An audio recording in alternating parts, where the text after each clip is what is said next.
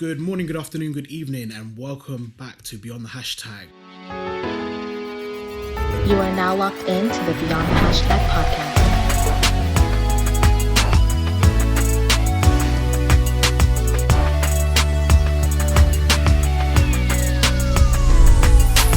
Hashtag BTH Pod.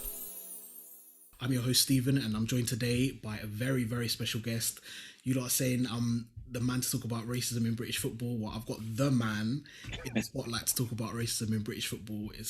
I like to call him Mr. Kick It Out himself, Head of Development, Troy Townsend. Thanks for joining, Troy. Wow, what a title that is. The man to, yeah. You know what, that can be quite a draining thing, you know, the man to talk about racism. Yeah, it's a bit of both, you know, but listen, I don't want to get labelled by it, but ultimately it's a period of time where we can't go quiet, you know. We can't at all. And I've been sitting in this space for a very long time. Yeah, I know. So obviously we're recording this in February 2021 for those people who listen a bit later. So at the time, there's so much going on with like social media abuse and you know, just in the last year, to be honest, like more so than normal, there's been more coverage around racism in our sport, in this country especially. So yeah, it's a very poignant time for us to have this interview with Troy. So yeah, Troy, I thank you once again for coming on. Just a quick plug to keep engaging with us on our socials. So we've finished season 1 and this will be the start of season 2. So just keep the discussion going on at Beyond Hashtag _ on Instagram and at Beyond Hashtag on Twitter to just get involved in the conversation and keep sharing the podcast with your friends, your football loving friends, anyone who you think in your life should care about anti-discrimination or you know, anti-racism, that kind of thing. You know, share this podcast with them because we talk about real issues and more importantly solutions towards resolving those issues. So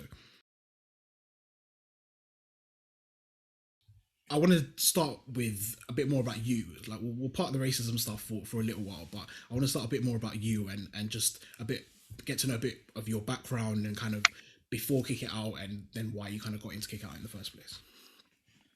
Whoa, this could take up the whole hour that we've got. we'll try and be as brief as possible. Yeah. I'm a failed footballer, so let me just say this. Football was the only thing that I ever wanted to achieve. I only wanted to ever become a football player, professional football player. I didn't achieve that dream. I was at Millwall and Crystal Palace. It didn't work out. I got released twice in a short space of time. Had a massive impact on me. Massive. You know, everyone talks about mental health and mental well-being now, particularly of players who have you know, are out of the system. And I suffered, I would say 3 or 4 years, started to do the wrong things with the wrong people in the wrong places, just because I wanted to be part of a I don't know, a friendship base I just wanted to be loved. Football didn't provide me with that. Unfortunately, my home life didn't provide me with that. And I just wanted to be a part of a group of people where I wasn't the standout figure. And in football, for my you know, my Sunday league side, my school side, I was the standout figure. You know, when I came into the academy environment, there was a lot being spoken about me, but I didn't make it, full stop. I'm not blaming anyone for that, but it had a detrimental impact on my mental well-being, which I didn't appreciate at the time. And I was in a dark space, but you know, like I said, I was with the wrong people doing the wrong things. But football brought me back. So the negative part, the positive part, football brought me back. I did my coaching badges really early. I developed my own academy, call it academy if you want, or football soccer school. And I grew a team from there of young people, very much like me, needed support, needed guidance. I wanted to coach people. I wanted people to understand that football is not just about the person on the pitch, the player on the pitch, but it's about the person on the outside as well. And how families, parents, you know, if you were like me, you were a one-parent family, but how no matter what you were, your parents can get involved. So coming to my football matches for my little team was the mums, the dads, the brothers, the sisters, the grandfathers, the grandmothers. They all bought into the concept and we became a family, almost like the family that I didn't really have at home, you know, and I created that in my football space. I was lucky enough to meet my business partner, who unfortunately has passed away now, but I was lucky enough to meet him. You know, his wife said, why don't you and Steve join forces, because I'm well known in the area. He's well known. He's an ex-professional footballer. Our main focus was around giving back to young people. And I said, I want to buck up with him, man. He's, do you know what I mean? I ain't interested in him, man. And he could play, by the way. and our football teams used to play against each other, and I couldn't stand him because the man had ability, talent, would rip us up all day long. Feared when you saw his name on a team sheet, you're like, man. Long day. Do you know what I mean? Yeah. So I remember going to his office because he had a business, and going to his office and sitting across the way from him like it's an interview. And I'm thinking to myself, I'm across the way of this man. I don't even like this man, you know. And you know what? We clicked. We just clicked. And the next 15, 20 years was about empowering young people to believe in their dreams in sport. And Ultimate Sports, we were an organization that provided schools with PE teachers for their PPA time. We provided soccer schools when no one was doing soccer schools as such. We were doing, holiday clubs. We were having 100+ children running around our holiday clubs. We were doing residential. We were doing a whole shebang. 2 black men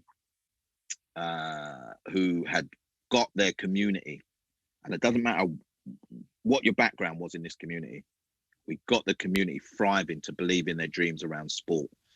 And the power of that is never lost on me, because I still receive messages now where young people who are really small are now big people who are really big, who tell me, sir, do you remember me? With big deep voices, you know what I mean? I'm like, oh yeah, like you know what I mean? But no, honestly, they were the absolute immense years of my life, providing opportunity for young people where I didn't have opportunity myself. We all of a sudden, the playground, rather than Redgar, is now AstroTurf, and the children could play in a free environment. We became the hub of Waltham Forest in terms of sport provision. I've done it though. I've done it. I could do it with my eyes closed. And I'm not being disrespectful here, but 7 a.m. in the morning till 7 p.m. at night, I was doing all the sports provision with my eyes closed.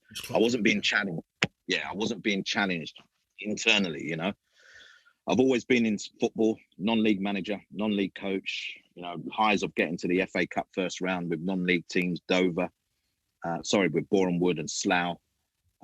Being at a big club like Dover, and all those things, running under 18s, it's right across my theme. But I felt I wanted to do something different in the game, and that's when I came across Kick It Out. And I went to an event to start with that Michael M. Milano, former Chelsea director, was at. And I'm there, and I think to myself, this is a bit of me, I think I can influence this organisation because of all my footballing knowledge. And then they offered me an opportunity. Well, I had to apply, but an opportunity to volunteer. And this was only 9 years ago, just over 9 years ago. I can't tell you how old I am because I'm an old man. But 9 years ago, volunteering, I was like, volunteering, go on, I'll do it. And I volunteered for what's supposed to be 3 months that turned into 8 months. You know what it's like when you get free labor, It's like, and just at the point where I was going, you know what, I need to go because I need to, I've got family, I need to earn a living. Earl Barrett, who was also working at the organisation, ex-England, Stoke, Man City, Aston Villa, Oldham, fullback, always wanted to go back into coaching. He just said, I've got my dream job, and it was to go and work at Stoke. And I've got to admit, I was like, Earl, man. And then I was like, it's an opportunity for me, and I took it, and they gave it to me because of the work that I've been doing as a volunteer. And I'd always say to people, put everything into being a volunteer, because if it's something that you want to achieve, then people are judging you on what you do on little or no money to know that you can be part of a bigger picture. And I got the role from there, and I've got to be honest, I haven't looked back since. So that's kind of like a brief insight to Troy Townsend. There's different elements of it that I kept out for purpose of, but that's a little bit about me. No, that's good. What does the word Uzovic mean to you? Because someone mentioned So I don't know if you see on our last episode, so end of season 1, we did an interview with a family who are quite close to mine called the Livingstons, and the dad of the family, Paul Livingston, I think he was kind of grew up in East London or maybe North East London area, so he used to play football. And I think he said he played against you a few times, and he just. And the man used to kick me. They never played against me. They used to kick me, and I'm going to put this out public. So I hope he's going to listen to this. Them man, they used to kick me, right? Kick us.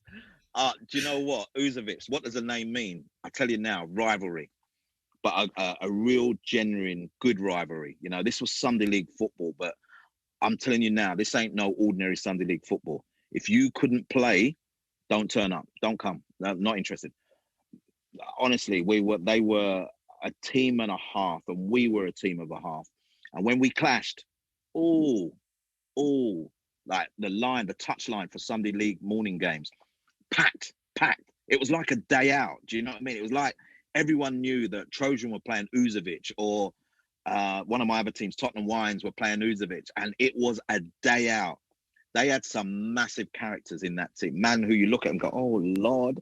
But we were playing football, you know what I mean? Yeah, we were. I like, we want to win, you know. So as much as what they were an intimidating team, I'm not gonna lie, they were intimidating, and I think a lot of the teams lost against them because of how intimidating they were.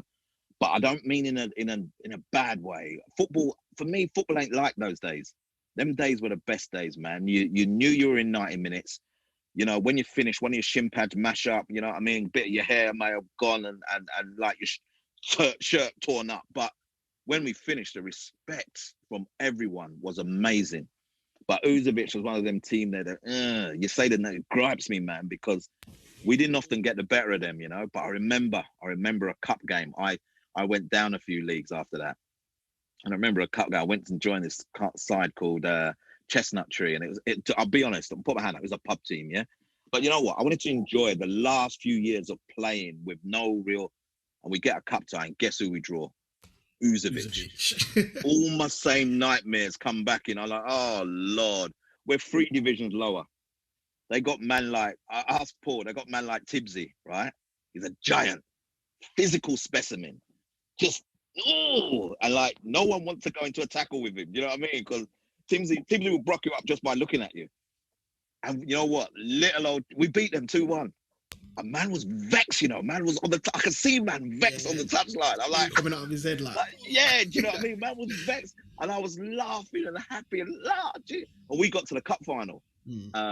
But you know what? It was one of the only. I've got to admit, we didn't get the better of them too many times, man. But I cannot forget the battles and rivalries we had, because them man, they had some talent, man. Some talent that shouldn't be playing Sunday League, that should have been playing. You know what I mean? If opportunities were better and were more fair, a lot of them man there. Some of them man played and they were in non-league setup, but they should have been playing professional football, man. But yeah, they were good times, man. So yeah, you said Uzovic, and yeah, remember them days. Shivers down the spine and that. No, that's good. Yeah, the Sunday League stuff, I'm sure that so many football people listening to this can relate to, just the battles of Sunday League and just growing up, and you lot are the forefathers of it. So you lot brought down to our generation. So it's good to see. Moving on to more about your coaching career that you mentioned. So heard you speak on a previous podcast about when you were, I think you in your non-league management, and your team suffered from racial abuse on the pitch. I think one of them, I think you said they even sent a dog out to like chase like your team and all that kind of nonsense and stuff. So I guess this will kind of veer us into the racism space, but how was that experience in terms of the racism you directly felt in your team and the events of that? Do you know, you're going to get to me now, but there was 2 experiences, and they're more recent, that stick out. As a player, I'd received racism. It's been a common theme. You know, I remember we used to have this guy, I think I might have said this in maybe the podcast you listened to, Lloyd Grant, one tricky little so-and-so, man. He's about 4 foot nothing, but his gravity and you know what I mean, Lloyd would twist people up for fun, right? Often kick the ball out of play afterwards. But watching him twist people up is just enough for us, you know? This game we were playing in Waltham Abbey, Lloyd, left back, inside, outside, inside, out. The left back didn't know where he was going. Bam. Lloyd went to cross it, miskicked the ting, and oh, man. Next minute, I just see this banana. Bam. Drop right in front of Lloyd. Now, Lloyd's an ex-boxer. Lloyd's an ex-boxer. So Lloyd's first thought is, I don't care who threw it. I know what vicinity it came from. I'm going in. Yeah. Right. So now Lloyd's running over. We've stopped him. We've managed to pull him away.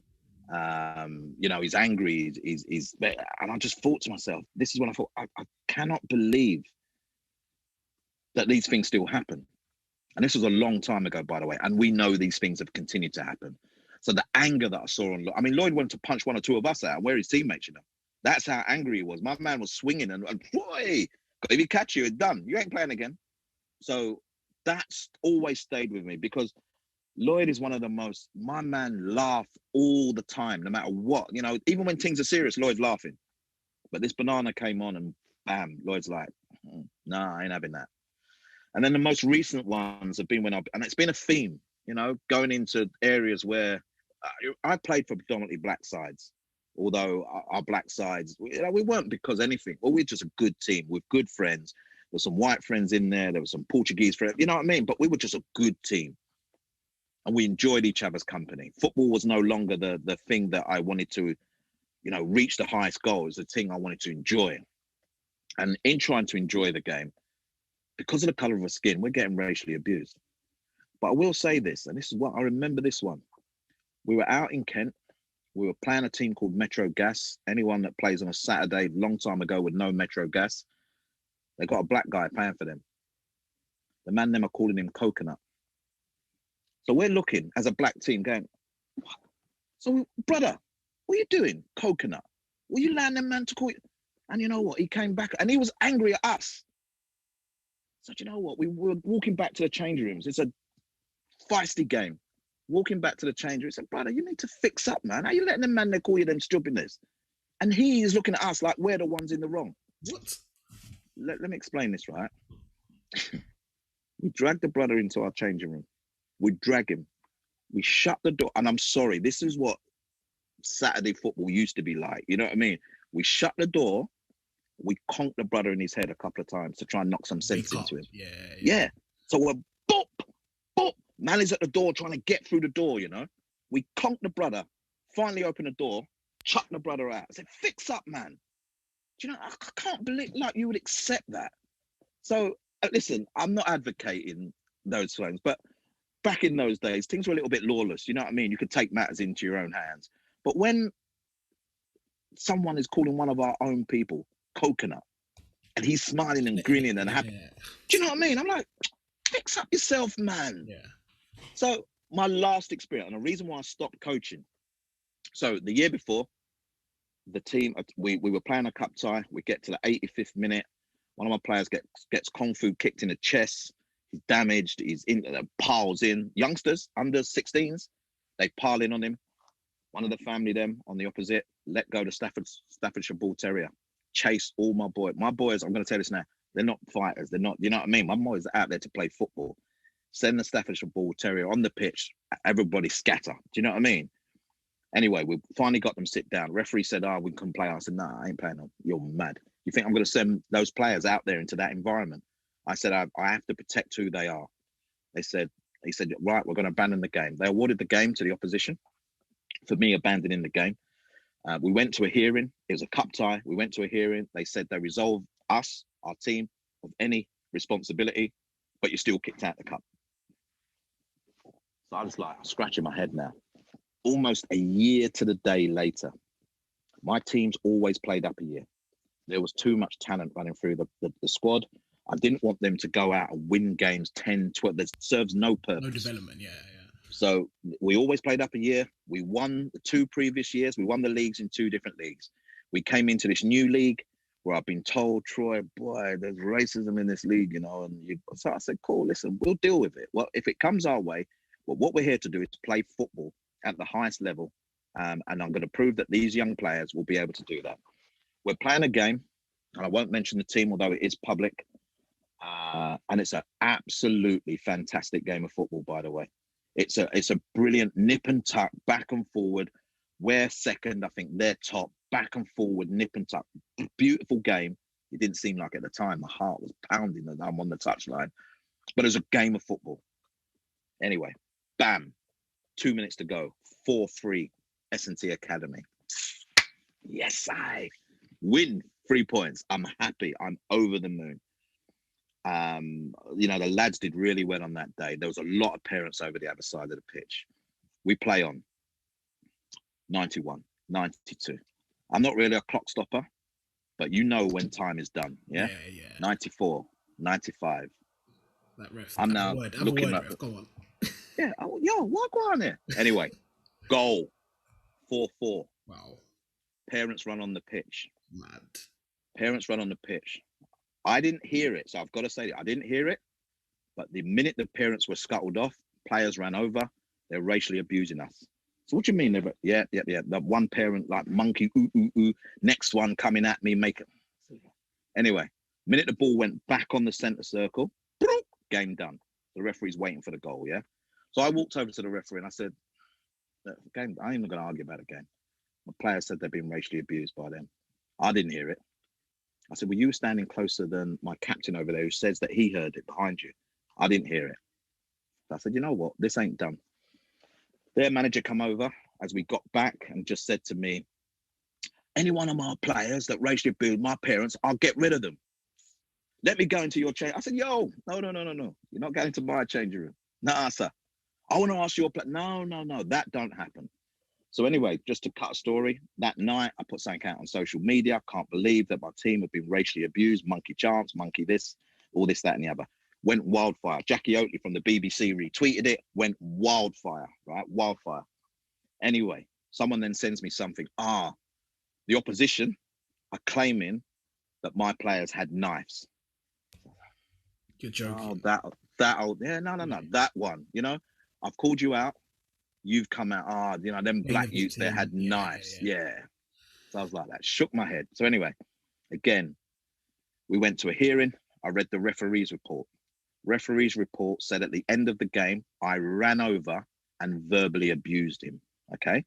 Now, this is where I had them banged to rights.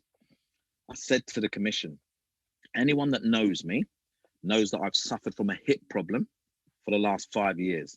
I can't remember the last time I've run. And I made a little joke out of it, yeah? So the fact that the referee said I ran over and verbally abused him says that he's actually bending his knowledge of what the events of what happened, yeah? Cannot be trusted, I said. Anyway, last bit. Sorry, Steve, I'm taking a lot of time. You know why? Because it still gripes me, It's 5 years. Still gripes me. Last bit was, cross-examination, yeah? So I've got my 15-year-old boys. By the way, this is the second hearing we had to go to because they failed to tell the opposite club about the first hearing. So hold on, we're going to a hearing and the Essex County FA failed to tell the club that the charge that they have been, the thing that the hearing is on. I came back from Liverpool to Romford to go to the hearing. I made it, they didn't because they weren't informed. So the last thing is we're in this hearing and it's, you know what, my boys, 15 years of age, their knowledge and recollection, see when you're racially abused, you don't forget the detail.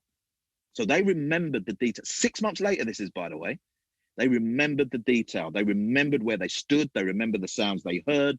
They remembered everything. And I'm like this, wow, these boys, man, go on. And then they get to cross-examine my captain, who's 15. The secretary of the opposition said to my captain, what noise does a monkey make? I went, hold on a minute. I said, hold on. No. You can't ask that question. I looked at the panel and said, I'm not having that. They went, perfectly good question. I went, what? Perfectly good question. So she repeated it. What noise does a monkey make? I said, Reuben, don't answer that question. Don't answer it. Oh, if you're not going to answer it. No, we're not answering that. Are you kidding me? Their club chairman at the back, I heard him get up and say some explicit language. We've just lost the case because of that. Yeah. So their chairman walked out. So I looked at one of the people on the panel and said, I cannot believe you've allowed that question. Well, we need to know, was it a ooh or a ooh-ah? I looked at this brother and said,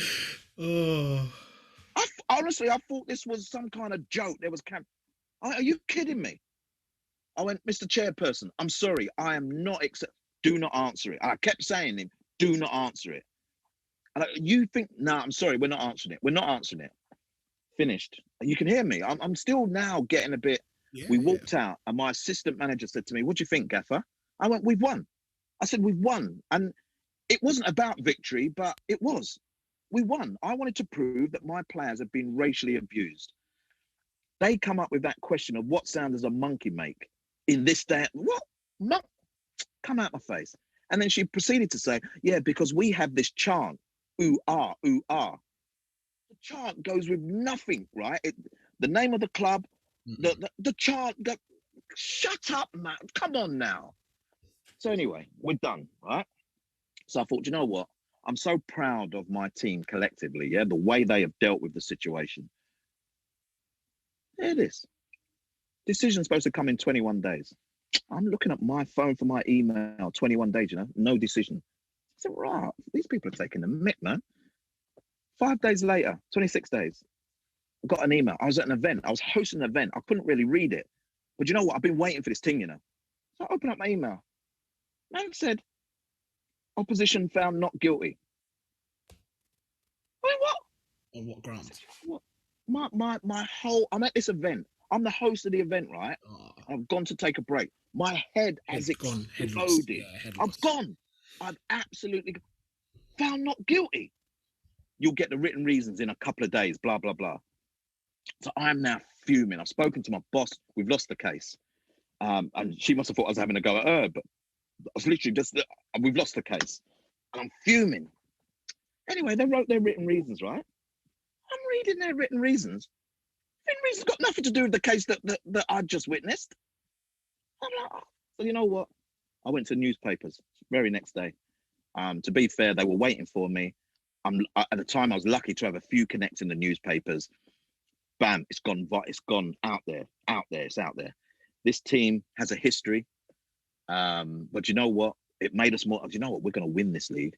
We're going to win this league, and we're going to show these people that, you know what? Up yours. And I'm sorry for what that means there. So do you know what? We won the league. When you win the league, you then go into a Champions Cup, okay? This is where I know, Steve, I'm telling you now, right? And I'm sorry I'm elaborating on this, but this is why I value so many people at grassroots and the experiences they have, yeah? We win the league. We're top of our table, yeah? We've already played this team, Chelmsford. I've named, damn, I don't care. We've already played this team, Chelmsford, right? And I'm going to tell you the other team was Hornchurch. So, damn. They beat us, right? 3-1. They were the first team to beat us. We were unbeaten up until October. Their manager is the most foul-mouthed thing that I've ever had the experience of listening to, right? Blind. This is people's picnic, And I'm like that. You're swearing at people's... Them parents must be stupid. The man, effing this and you... And I said to him on the touchline, I said, you know what? I can't even stand next to you. But this man's voice, you would hear it all the way down the high road. So there was no getting away from him. His little coach now, young guy, shut up, you little... I thought myself, hold on. He's old. In a little bit, I can go, well, old school. You as a young coach, and so he's been influenced. So anyway, Champions Cup final. We're supposed to play this team who won the league, yeah, to be the overarching champions. They told the team to move aside so that Chelmsford, the only team to beat us, could play us in the final. So I'm looking at this thing, and my secretary says, Troy, you're playing blah, blah. All right, okay, wicked. Seemed like they got a good record, blah, blah. Week before, Troy, you're playing Chelmsford. What do you mean we're playing Chelmsford? You're playing Chelmsford. For some reason, the league have not put the winners through. They put the second place team through. I said, oh, what? So they think because they beat us 3-1, there's a little thing on the touchline, they can promote them because they didn't want us to win. Let me tell you about this game of football, right? So now we're in official capacity, 3 officials. You got to stay in your dugout. I got a loudmouth brother next to me, still giving it, oh, you effing it. I'm telling the linesman, do you accept that language? He ain't done nothing wrong. Oh, you want it? And then them swearing at the picnic. He ain't done nothing wrong. It's foul and a bit. No, anyway, listen, we go 2-1. We go 2-1 up at half time. Second half, we're bopping the ball about like nose tomorrow. My man's getting vexed on the touch. I'm getting more agitated. Go on! Anyway, whistle done. Right? Won it. Now, normally, I do the nice thing and shake the man's hand. But you see, this time, I over-elaborated my celebration. Coaching team, subs, come on, man. Yeah. Simeone style, like... Oh, do you know what I'm saying? I hear the brother still shouting, oh, you lot this, you lot and the brother's big, I've got a parent, though, who was at least 6'7", right? Wouldn't harm anybody, but he's 6'7". He's the father of my goalkeeper, who was also 6'7", and he wouldn't harm anybody either. But this man is now shouting at me, look at you little dim. And I'm like that. We won the cup. And my parents said, "Oi!" Like, and when he looked over, he must have thought, "Oh my God, my man shut his peas up." So I said, "Thank you to the referee. Thank you, Linesman, although you didn't feel that the foul mouth thing done." When they presented us with the trophy, let me tell you this, Stevie, last thing, because I've done way too long on this. When they present us with the trophy, the man might as well have dashed the trophy on the floor, you know. My team coming up, right? We're double winners, right? First time we've been in the league, and we're playing a year up. So I'm getting the boy, "Come on, boys, get yourself ready," because I know I'm winding them up now. "Come on, boys, get yourself ready." The man presented the cup as if the cup had dirt on it because it was coming to us. And I've still got the video footage. And the man passed the cup to my captain and literally just left. Didn't even say, "And the winners are Redbridge." My man just dashed one of that. "Yeah, take the thing, man." So do you know what? I said to them, man, straight away, "Sing! When you get the cup, sing!" Because they won't like it. And you know what we've done? That was my last ever game as a coach. It was I achieved what I needed to achieve. I felt bad for the players. I kind of left them in a lurch a little bit. But I also felt that I was becoming a target, Steve. A target for people who knew who I worked for, who knew what I stood for, and were going to try and get me in trouble. Yeah, trying to poke And you, like, yeah, do you know what I mean? And because of my job as well, I couldn't afford that. Mm-hmm. And I announced on that day, and I've got to tell you now, I was in tears. I announced to the players I'm stepping away.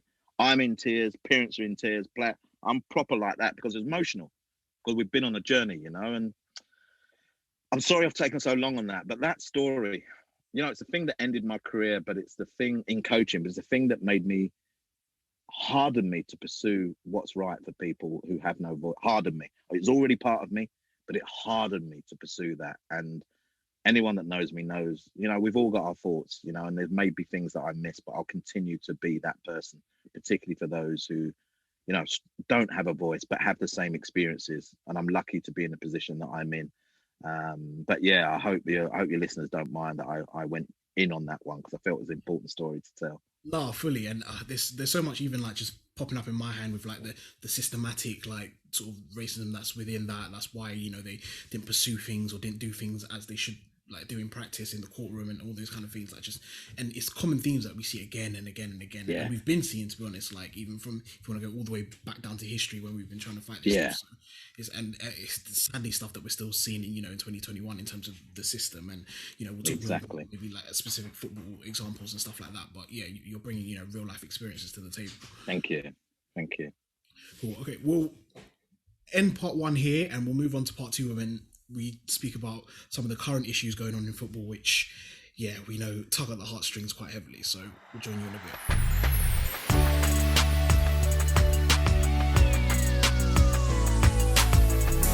#BTH Pod.